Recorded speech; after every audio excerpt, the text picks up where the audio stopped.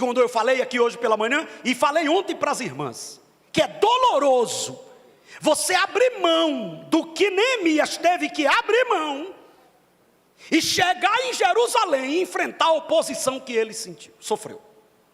Então ele abriu mão do conforto, ele abriu mão de morar em um lugar maravilhoso, de ter um salário maravilhoso, e quando ele chega, ele encontra uma oposição, que ela não é só de Sanbalate e Tobias, porque quando você olha depois no decorrer da missão, você vai ver pessoas que estão dentro do povo de Israel, que era pior do que Sanbalate e Tobias.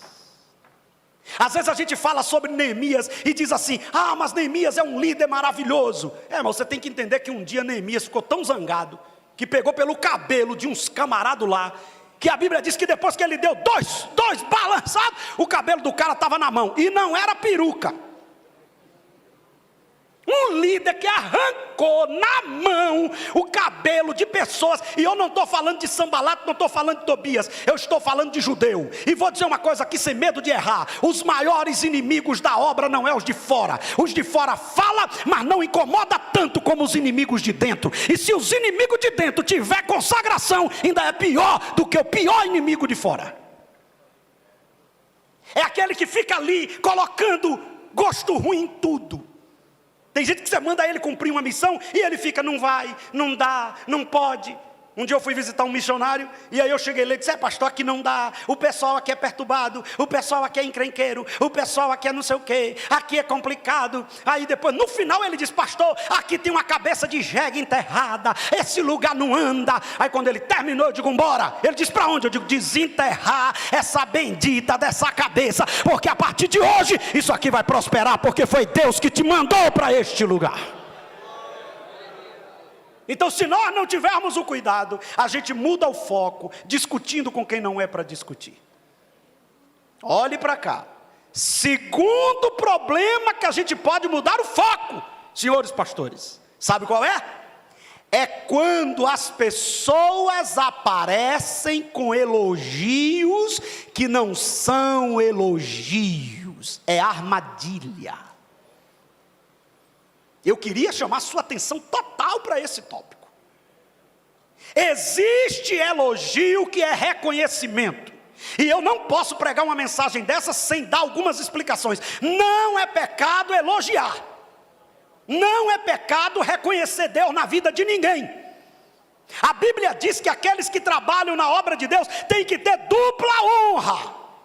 O problema não está no elogio, olhe para mim, o problema está na motivação de quem faz o elogio e o coração de quem recebe o elogio. Se alguns de nós estivesse naquele lugar com os elogios que Paulo estava recebendo daquela menina, a gente ia dizer que aquela menina era uma profeta de Deus, porque aquela menina não estava falando a mentira. Aquela menina não estava falando nada demais, entre aspas, mas ela era um instrumento de quem? Do diabo. Olhe para cá. Você sabe quando é que uma grande mentira consegue enganar tanta gente? É quando ela tem pitadas de verdade. Toda grande mentira, para ser uma mentira que chame a atenção e engane algumas pessoas, tem alguma pitada de verdade. O que a menina estava dizendo era verdade, mas a forma, o objetivo, a motivação era maligna. Olhe para cá. Os camaradas estavam dizendo para Neemias que ele não ia para lugar nenhum. Interessante isso. Não vai para lugar nenhum. Esses fracos, daqui a pouco, bora se reunir, pessoal. Nós somos irmãos. E de fato, a Bíblia não diz: ó, quão bom e quão suave é que os irmãos vivem em união. Mas essa união aqui era maligna. Pastor, e existe união maligna? Existe. Tinha dois grupos opositores, um ao outro, e se uniu para matar Jesus.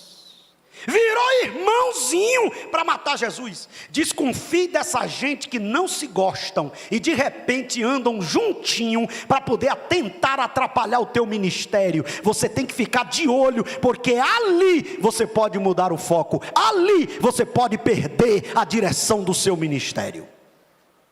Não vou ensinar isto aqui, eu só vou compartilhar. Tem casa de pessoas que é melhor que você não vá. Tem alguns banquetes que é melhor que você não vá. Porque alguns banquetes têm a intenção de te colocar no bolso. Alguns banquetes têm alguma intenção de tirar a tua autoridade. E a gente, irmão, gosta de ser elogiado. Olhe para mim, quem já estudou aquele livro, A Arte da Guerra. Como é que faz para você conseguir algumas vitórias?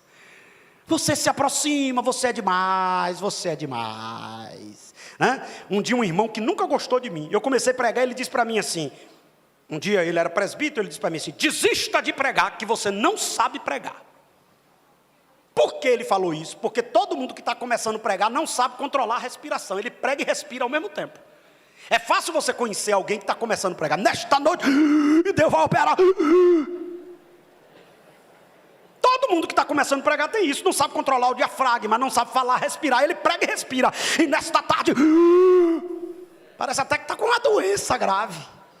Ele tinha que fazer o quê? Meu filho, olhe bem, aprenda, tem uma questão, fala, respira, enche o pulmão de ar, solta, você vai ficar menos rouco, a voz vai sair mais limpa. Não, ele disse para mim que eu não sabia pregar.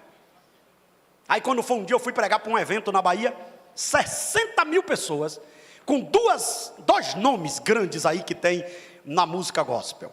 E eu estava numa situação complicada, porque o primeiro nome era uma banda de rock terrível, uma pauleira terrível. E eu ia pregar antes desse outro nome que era maior do que os bagunceiros que saiu. E esses eventos ninguém vai ouvir palavra. E aí quando eu subi no palco, os irmãos disseram, está aqui nosso pastor. Eles não me conheciam ainda, foi a primeira vez que eu tive uma oportunidade ali. E ainda na cidade que eu moro, imagina um negócio desse. É mais difícil ainda. Quando eu subi, a multidão estava gritando, fulano de tal, cadê você? Eu vim aqui só... E o pastor dizendo, respeite o pregador, respeite o pregador. E eu dizendo, valei-me Jesus, eu estou acabado, o que é que eu faço? Você sabia que você tem que ter cuidado para não sacrificar mensagens que Deus te deu para agradar a plateia?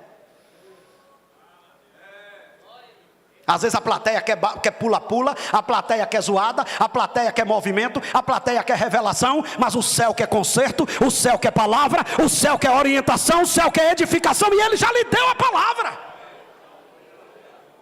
Irmão, tem uns pregadores treiteiros aí, ele chega diante do povo, vê que não está fácil, ele finge que está ouvindo. Um momentinho, irmão. Isso não, Jesus, isso não. Pai, aí é demais. Já tem umas irmãs que já desmaiam de poder. Os caras estão tão treiteiros que os caras já estão fazendo a leitura. Aqui gosta de movimento, aqui gosta de intelectualidade, aqui gosta disso, aqui gosta daquilo. A gente não foi chamado para dar o que o povo gosta. A gente foi chamado para dar o que Deus mandou dar, a palavra. Não é o que eles gostam, é o que eles precisam. Irmãos, e Deus tinha me dado uma mensagem naquele dia. E pensa numa mensagem doida que Deus me dá às vezes. Só eu tenho coragem de pregar. Como é que eu vou pregar em um lugar daquele uma mensagem, o que faremos de Elias e o servo na cidade de Dotã, na praça? O que é que isso tem a ver?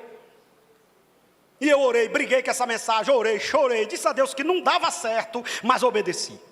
Comecei a pregar. Quando eu comecei a pregar, quem é pregador aqui sabe disso. É duas coisas que atrapalham você pregar. É conversa e o povo levantar e sair. Você tem que estar muito bem equilibrado para você não perder o... Né? Tem uns que zangam e diz logo, ó, filho do Satanás, tem glória a Deus, mas eu vou voltar para cá. Então, ou então você fica desequilibrado e perde a mensagem. Irmão, quando eu comecei a pregar, saiu uns 15% de 60 mil pessoas, irmão, na frente. Mas eu estava com graça. E eu descobri uma coisa, eu só tenho medo quando eu estou vazio. Quando eu estou cheio, eu sou corajoso. Irmão, se eu estiver vazio, eu sou covarde. Agora cheio, não bota não. E eu sabia que Deus estava comigo naquele dia. Eu sabia que a mensagem era meia hora. 10 minutos eu preguei, os 15% foi embora. Com 10 minutos eles voltaram tudo. Parecia que Deus prendeu todo mundo no lugar. Ninguém se movia. No meio daquela multidão estava o irmão que disse que eu não pregava nada. E eu não vi ele, claro. Uma multidão, eu num palanque no meio da rua. E eu preguei. Quando eu fiz o apelo, eu nunca vi uma coisa daquela. Gente jogando cachimbo de crack no púlpito, no palanque. E gente desesperado, se jogando no chão, caindo, rolando, demônio se manifesta. 100 e tantas almas aceitou nesse dia. Aí quando eu ia descendo o palco, o irmãozinho olhou para mim e disse, eu sempre acreditei acreditei que tu ia arrebentar. Eu digo, filho de Nossa Senhora. Não tem gente assim, irmão? Não tem gente assim? Diz que você não vai para lugar nenhum e depois quer fingir que é seu amigo. E aí o que é que faz, pastor? Não precisa dar a resposta que ele merece, porque a resposta já foi dada, o que Deus fez na tua vida. Mas não acredite no que ele está dizendo para não se perder.